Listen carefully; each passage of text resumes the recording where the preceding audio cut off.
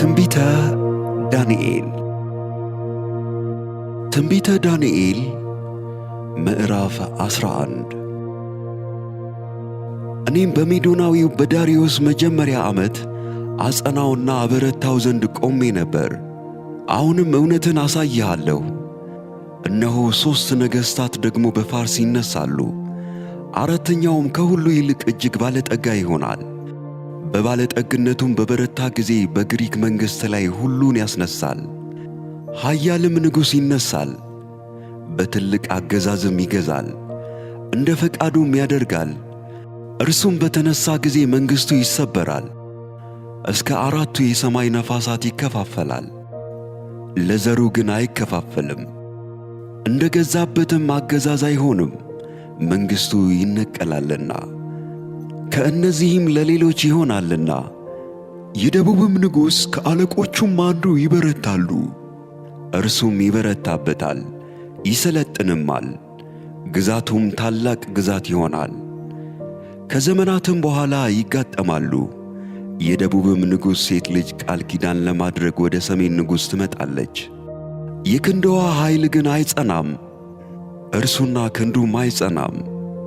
እርሷና እርሷን ያመጡ የወለዳትም በዚያም ዘመን ያጸናት አልፈው ይሰጣሉ።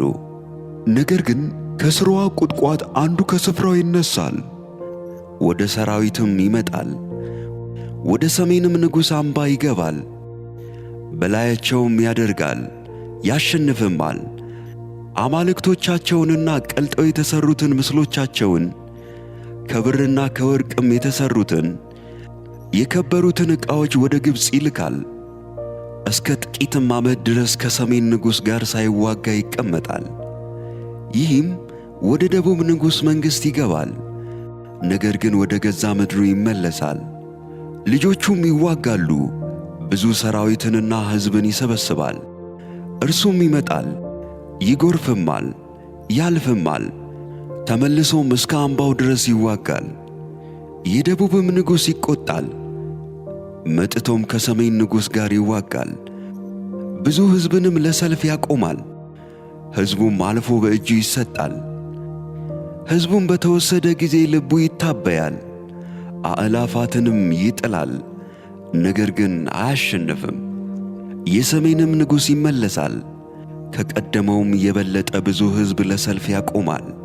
በዘመናትና በዓመታትም ፍጻሜ ከታላቅ ሰራዊትና ከብዙ ሀብት ጋር ይመጣል። በዚያም ዘመን ብዙ ሰዎች በደቡብ ንጉሥ ላይ ይነሳሉ። ከሕዝብህም መካከል የዓመፅ ልጆች ራእዩን ያጸኑ ዘንድ ይነሳሉ፣ ነገር ግን ይወድቃሉ። የሰሜንም ንጉሥ ይመጣል፣ አፈርንም ይደለድላል፣ የተመሸገችንም ከተማ ይወስዳል። የደቡብም ሰራዊት የተቀመጡበትም ሕዝቡ አይቆሙም፣ ለመቋቋምም ኃይል የላቸውም። በእርሱም ላይ የሚመጣው ግን እንደ ፈቃዱ ያደርጋል፣ በፊቱም የሚቆም የለም።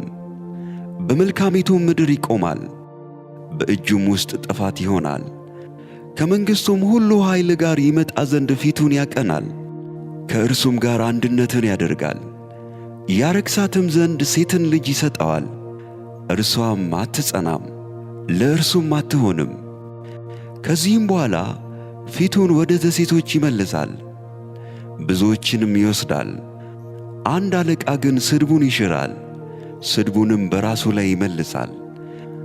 ፊቱንም ወደ ገዛ ምድሩ አምባዎች ይመልሳል፣ ተሰናክሎም ይወድቃል፣ አይገኝምም። የዚያን ጊዜም በመንግሥቱ ክብር መካከል አስገባሪውን የሚያሳልፍ በስፍራው ይነሣል። ነገር ግን በቁጣው ሳይሆን በሰልፍም ሳይሆን በጥቂት ቀን ይሰበራል። በእርሱም ስፍራ የተጠቃ ሰው ይነሣል፣ የመንግሥቱንም ክብር አይሰጡትም። በቀስታ መጥቶ መንግሥቱን በማታለል ይገዛል፣ የሚጎርፍም ሰራዊት ከፊቱ ይወሰዳል። እርሱና የቃል ኪዳኑ አለቃ ይሰበራሉ፣ ከእርሱም ጋር ከተወዳጀ በኋላ በተንኰል ያደርጋል። ከጥቂትም ሕዝብ ጋር መጥቶ ይበረታል፣ በቀስታም ከአገር ሁሉ ወደ ለመለመችው ክፍል ይገባል። አባቶቹና የአባቶቹ አባቶች ያላደረጉትን ያደርጋል፣ ብዝበዛውንና ምርኮውንም ሀብቱንም በመካከላቸው ይበትናል። በምሽጎችም ላይ እስከ ጊዜው ድረስ ሐሳቡን ይፈጥራል። በታላቅም ሰራዊት ሆኖ ኃይሉንና ልቡን በደቡብ ንጉሥ ላይ ያስነሳል። የደቡብም ንጉሥ በታላቅና በብዙ ሰራዊት ሆኖ በሰልፍ ይዋጋዋል። ነገር ግን አሳብ በእርሱ ላይ ይፈጥራሉና አይጸናም።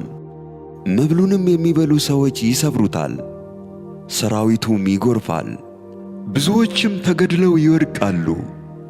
እነዚህም ሁለት ነገሥታት ክፋትን ያደርጉ ዘንድ በልባቸው ያስባሉ። በአንድ ገበታም ተቀምጠው ሐሰት ይናገራሉ። ነገር ግን ፍጻሜው እስከ ተወሰነ ጊዜ ነውና አይከናወንላቸውም። ከብዙም ሀብት ጋር ወደ ምድሩ ይመለሳል። ልቡም በተቀደሰው ቃል ኪዳን ላይ ይሆናል። ፈቃዱንም ያደርጋል፣ ወደ ገዛ ምድሩም ይመለሳል። በተወሰነውም ጊዜ ይመለሳል፣ ወደ ደቡብም ይመጣል። ነገር ግን ኃይለኛው እንደ ፊተኛው አይሆንም፣ የኪቲም መርከቦች ይመጡበታልና። ስለዚህ አዝኖ ይመለሳል፣ በቅዱሱም ቃል ኪዳን ላይ ይቈጣል፣ ፈቃዱንም ያደርጋል። ተመልሶም ቅዱሱን ቃል ኪዳን የተዉትን ሰዎች ይመለከታል። ከእርሱም ጋር ሰራዊቶች ይቆማሉ፣ መቅደሱንም ግንቡንም ያረክሳሉ፣ የዘወትሩንም መሥዋዕት ያስቀራሉ፣ የጥፋትንም ርኵሰት ያቆማሉ። ቃል ኪዳኑን የሚበድሉትንም በማታለል ያስታል። ነገር ግን አምላካቸውን የሚያውቁ ሕዝብ ይበረታሉ ያደርጋሉም። በሕዝቡም መካከል ያሉ ጥበበኞች ብዙ ሰዎችን ያስተምራሉ። ነገር ግን በሰይፍና በእሳት ነበልባል በምርኮና በመበዝበዝ ብዙ ዘመን ይወድቃሉ። በወደቁም ጊዜ በጥቂት እርዳታ ይረዳሉ። ብዙ ሰዎችም በግብዝነት ወደ እርሱ ተሰባብረው ይሰበሰባሉ። እስከ ተወሰነውም ዘመን ይሆናልና ከጥበበኞቹ አያሌዎቹ እስከ ፍጻሜ ዘመን ይነጥሩና ይጠሩ ይነጡም ዘንድ ይወድቃሉ። ንጉሡም እንደ ፈቃዱ ያደርጋል፣ ራሱንም ከፍ ከፍ ያደርጋል። በአማልክት ሁሉ ላይ ራሱን ታላቅ ያደርጋል። በአማልክትም አምላክ ላይ በትዕቢት ይናገራል። ቁጣም እስኪፈጸም ድረስ ይከናወንለታል፣ የተወሰነው ይደረጋልና። የአባቶቹንም አማልክት የሴቶችንም ምኞት አይመለከትም። ራሱንም በሁሉ ላይ ታላቅ ያደርጋልና አማልክትን ሁሉ አይመለከትም። በእነዚህ ፋንታ ግን የአምባዎቹን አምላክ ያከብራል። አባቶቹም ያላወቁትን አምላክ በወርቅና በብር በዕንቁና በከበረ ነገር ያከብረዋል። በእንግዳም አምላክ እርዳታ በጽኑ አምባ ላይ ያደርጋል። ለሚያውቁት ክብር ያበዛላቸዋል፣ በብዙም ላይ ያስገዛቸዋል። ምድርንም በዋጋ ይከፍላል።